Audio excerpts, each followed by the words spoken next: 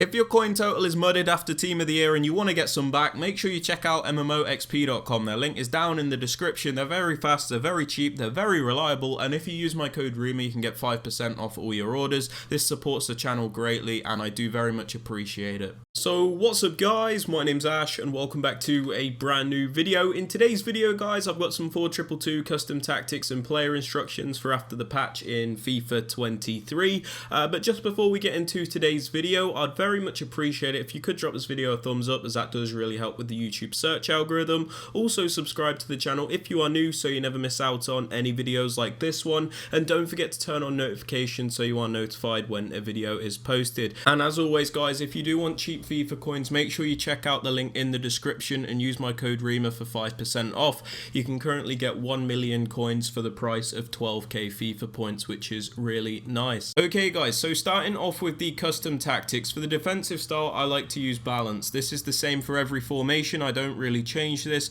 The reason being is balance gives you the greatest control over your defense, so you can press when you need to press and you can drop off and be more conservative when you need to be. So it does give you the very much needed balance in defense. A lot of people do like using pressure tactics, but I do suggest trying to use balanced if you can. That being said, if you do feel more comfortable using press after possession loss, for example, then go right ahead. Now moving on to the defensive width guys, I have this on 42. The reason for this is FIFA 23 is quite a narrow game primarily, so it's important that we cover those central areas of the pitch. So by having our width on 42, we can primarily defend the narrow central areas, but at the same time we do have a bit of natural coverage of the wings, so when people do try and go down the wings, we're also able to meet them out there and tackle them. So yeah, 42 width works very well for me. Now moving on to depth guys, I have this on 72. The reason I have it on 72 specifically is because 72 gives you the automatic offside trap, so your defensive line always seems to keep a very nice shape instead of one player running off and playing them all onside, that kind of thing. So I like having 72 depth as it keeps a better defensive line. It also allows you to win the ball higher up the pitch, and it makes your opponent panic a lot more because they think they can just play one through ball. But that being said, if this depth is too high for you, you can feel free to go ahead and change that. Now moving on to build up play guys, I suggest using balanced. The reason for this is balance suits you up for all the different types of FIFA 23 gameplay you might experience. So sometimes in FIFA 23 you can obviously have fast gameplay, you can have slow gameplay, you can have fast but laggy gameplay. There's so many different types of gameplays you can experience, which is absolutely ridiculous, but the best one to suit all of these is balance, because you know it has a bit of a balance to it obviously. So yeah, I don't really suggest using something like fast build up, because fast build up is very nice when the gameplay is good, but when it's not, it's absolutely horrible to use. Now moving on to chance creation guys, as always I suggest direct passing. The reason for this is if you look at the diagram in the bottom right hand corner of the screen, you can see the white dots, which are your attackers. They're constantly moving around to break through the defensive line. Now this doesn't happen with something like balanced. You can see they're very static, they don't really bother the defense, so something like direct passing is very important because you can see how much your attackers break through that defense. Now moving on to attacking width guys, I have this on 45. The reason for this is the 422 is a little bit wider than let's say the 4231 I think, because you've essentially got 4 attackers in a line a lot of the time, because it almost feels like a 424. So I like to have the width on 45, so we have a little bit of width between the players, because if we have this too low, they're very bunched up together and we're not making the most out of the 4 attackers. So by having this on 45, you still keep a nice narrow shape, but at the same time your wide cams do utilize the space on the wings a little bit, so it is very nice. Now moving on to players in box guys, I just have this on 5. This is bang in the middle. This is so I can get some players into the box to create chances of course, but at the same time we don't overcommit our entire team to the point where we get counter attacked. That being said, if you want to up this or lower it, that is completely up to you.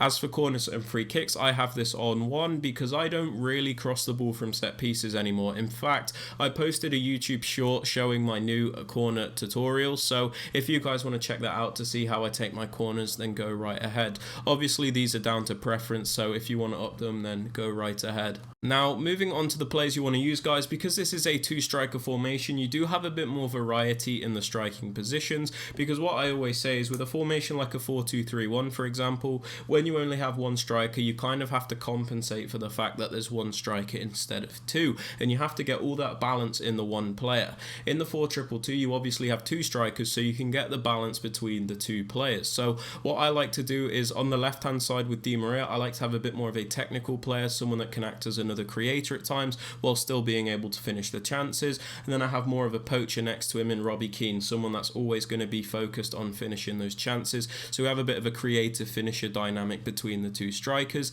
If you want to go for like two lengthy players or two explosive players, that's absolutely fine, but I do like having a balance between the two.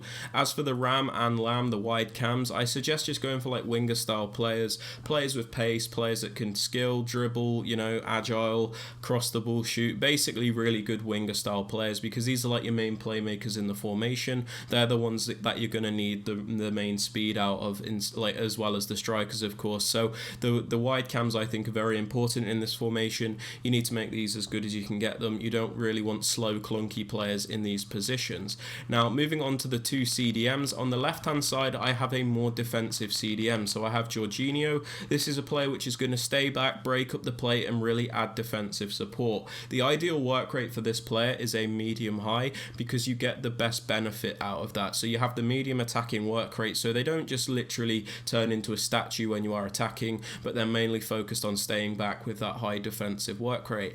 That being said, the medium high work rate's an added bonus. It's not a necessity, but you know, I do suggest trying to get one if you can, but the most important thing is that you have a player that is very good defensively. Now, next to him in the right CDM position, I have more of an attacking CDM, someone that's more of a box-to-box style player, somebody with very balanced stats. So I have Paul Pogba. He's got good attacking stats, good defensive stats, good pace, good physical. He can do a bit of everything, which is really nice, because this player is going to act as a transition from defense to attack. Because if you take away, if you think about this for a second, you just have 4 defenders, 2 CDMs, 4 attackers. If you don't have that transitional player, it's very difficult to get the ball from the midfield to your attack. So it's very important to have like a box-to-box player. The ideal work rate is a high work rate, but again, don't worry too much if you can't get that. Just go for a very well-rounded player in this position.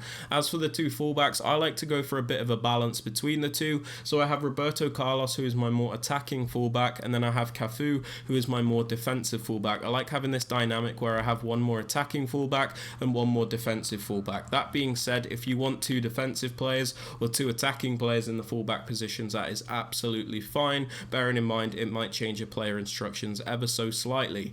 As for the centre-backs and goalkeeper, these just need to be as good as you can get them. So I'm using Maldini and Koulibaly at centre-back, and somehow Wojciech Szczesny is still in goal for me, because yeah, I need chemistry. So for the player instructions, guys, on the left striker, the one that I said is my more of a creator player in the striking position, I have stay central and mixed attack, and I leave everything else alone. The reason we have stay central is because we don't need this player drifting off to the wings. We've already got like 2 wide cams here, so we don't need these players to cover that area because they're already covered. So we need them to stay central to really cover those central areas and allow us to create the most chances possible. Because this player is my more creative player, I have him on mixed attack, because I don't just want this player running in behind.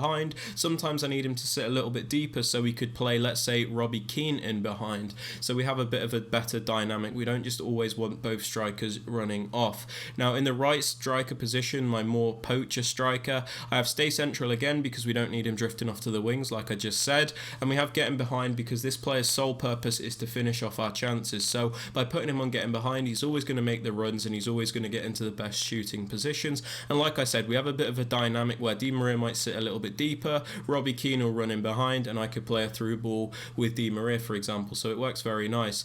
As for both like wide cams, the Ram and the Lamb, I just have them on get into the box for cross. This is so they make the good transitional runs that you need, because otherwise they turn into passengers if you have them on balanced crossing runs. So by putting them on get into the box for cross, they always make those transitional runs into the penalty box to really get involved, so you get the most out of these players. Doesn't mean you have to cross the ball to them, it just means they make that movement.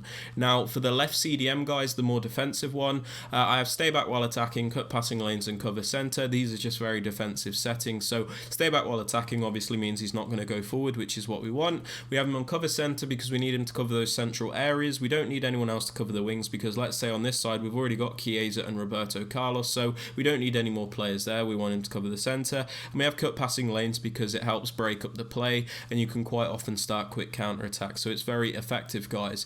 Now for the right CDM, like the more attacking one, the box to box player, we just have cover center and we leave everything else alone because again we want him to cover the central areas. We don't need him to cover the wings because we've already got like 2 wider players here, and we leave everything else alone because we don't want to restrict this player. His job is to attack and defend, so we want to give him the freedom that he needs to really do that. So this is why I said the high work rate is super good if you can get it, because you get the maximum contribution from attack and defense.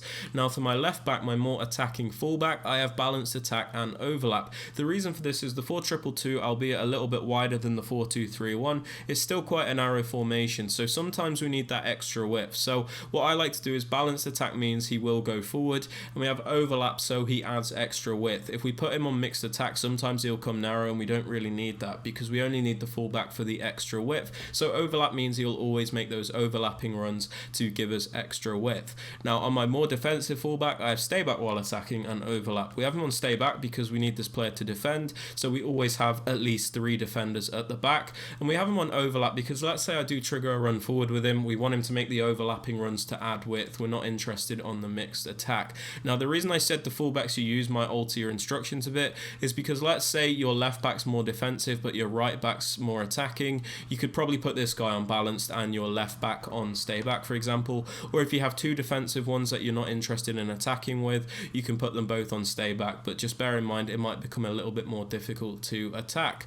As for the centre backs and goalkeeper, I just leave them alone. But yeah guys, they are my custom tactics and player instructions for the 4-2-2. If you guys have enjoyed this video, found it useful, I'd very much appreciate it if you could drop it a thumbs up, subscribe to the channel if you are new so you never miss out on any videos like this one, and don't forget to turn on notifications so you are notified when a video is posted. And as always guys, if you do want those FIFA coins, make sure you check out the link in the description and use my code Rema to get yourself 5% off. And with all that aside guys, I hope you have a fantastic rest of your day and I'll catch you all later.